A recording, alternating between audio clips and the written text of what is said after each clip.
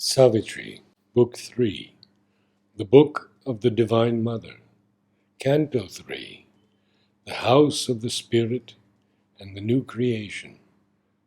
There, substance was a resonant harp of self, a net for the constant lightnings of the Spirit, a magnet power of love's intensity, whose yearning throb and adoration's cry drew God's approaches close, sweet, wonderful. Its solidity was a mass of heavenly make. Its fixity and sweet permanence of charm made a bright pedestal for felicity. Its bodies, woven by a divine sense, prolong the nearness of soul's clasp with soul. Its warm play of external sight and touch reflected the glow and thrill of the heart's joy, mind's climbing brilliant thoughts, the spirit's bliss. Life's rapture kept forever its flame and cry. All that now passes lived immortal there, in the proud beauty and fine harmony of matter, plastic to spiritual light. Its ordered hours proclaimed the eternal law. Vision reposed on a safety of deathless forms. Time was eternity's transparent robe. An architect hewing out self's living rock, phenomenon built reality's summer house on the beaches of the sea of infinity. Against this glory of spiritual states, their parallels and yet their opposites, floated and swayed, eclipsed and shadow-like, as if a doubt-made substance, flickering, pale, this other scheme two vast negations found. A world that knows not its inhabiting self, labors to find its cause and need to be. A spirit ignorant of the world it made, obscured by matter, travestied by life, struggles to emerge, to be free, to know and reign. These were close tied in one disharmony. Yet the divergent lines met not at all. Three powers governed its irrational course. In the beginning, an unknowing force. In the middle, an embodied, striving soul. In its end, a silent spirit denying life. A dull and infelicitous interlude unrolls its dubious truth to a questioning mind, compelled by the ignorant power to play its part and to record her inconclusive tale, the mystery of her inconscient plan, and the riddle of a being born from night by a marriage of necessity with chance. This darkness hides our nobler destiny, a chrysalis of a great and glorious truth. It stifles the winged marvel in its sheath, lest from the prison of matter it escape, and, wasting its beauty on the formless vast, merged into the unknowable's mystery, leave unfulfilled the world's miraculous fate.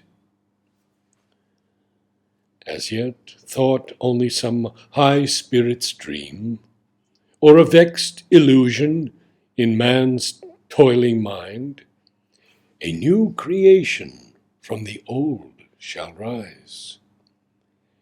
A knowledge inarticulate find speech. Beauty suppressed burst into paradise bloom. Pleasure and pain dive into absolute bliss. A tongueless oracle shall speak at last. The superconscient conscious grow on earth. The eternal's wonders join the dance of time. But now all seemed a vainly teeming vast, upheld by a deluded energy. To a spectator self-absorbed and mute, careless of the unmeaning show he watched, regarding the bizarre procession pass, like one who waits for an expected end. He saw a world that is, from a world to be. There he divined rather than saw or felt. Far off upon the rim of consciousness, transient and frail, this little whirling globe, and on it, left like a lost dream's vain mold, a fragile copy of the spirit's shell, his body gathered into mystic sleep. A foreign shape it seemed, a mythic shade. Alien now seemed that dim, far universe. Self and eternity alone were true. Then memory climbed to him from the striving plains, bringing a cry from once loved, cherished things. And to the cry, as to its own lost call, a ray replied from the occult supreme.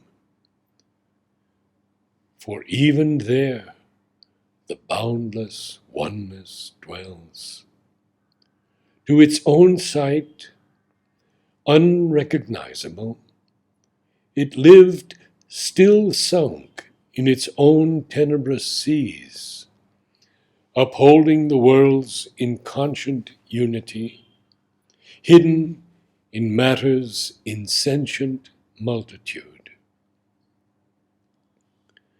This seed self, sown in the indeterminate, forfeits its glory of divinity, concealing the omnipotence of its force, concealing the omniscience of its soul, an agent of its own transcendent will.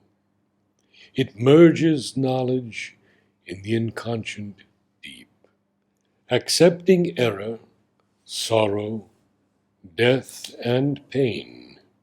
It pays the ransom of the ignorant night, redeeming by its substance nature's fall.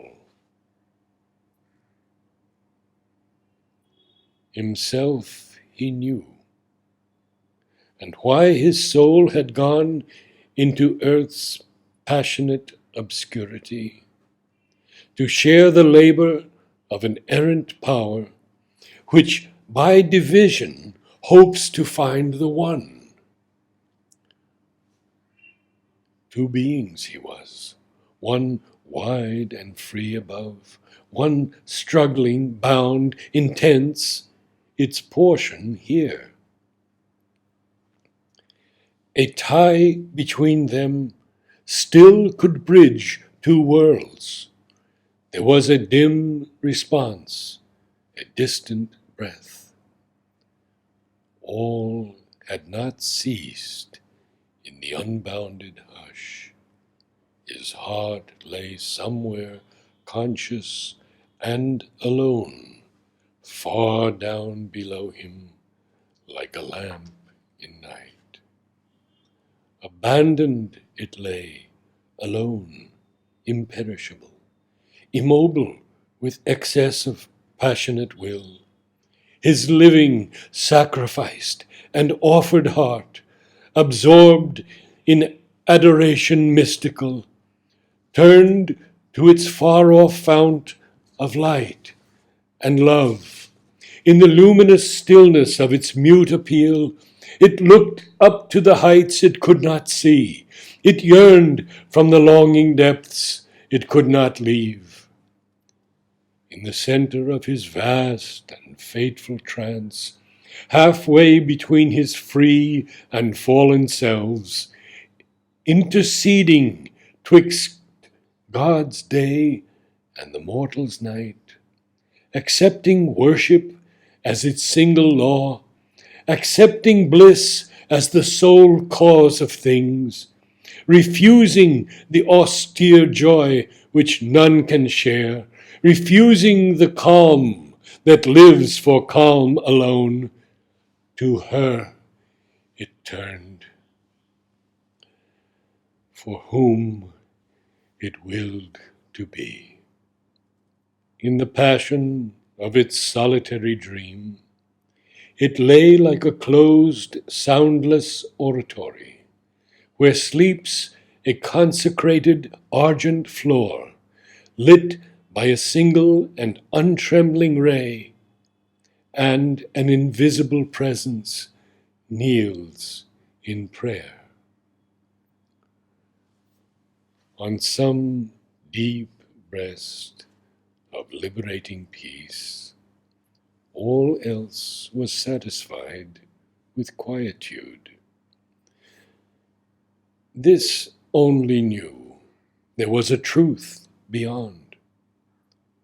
All other parts were dumb in centered sleep, consenting to the slow, deliberate power which tolerates the world's error and its grief, consenting to the cosmic long delay, timelessly waiting through the patient years, her coming they had asked for earth and men.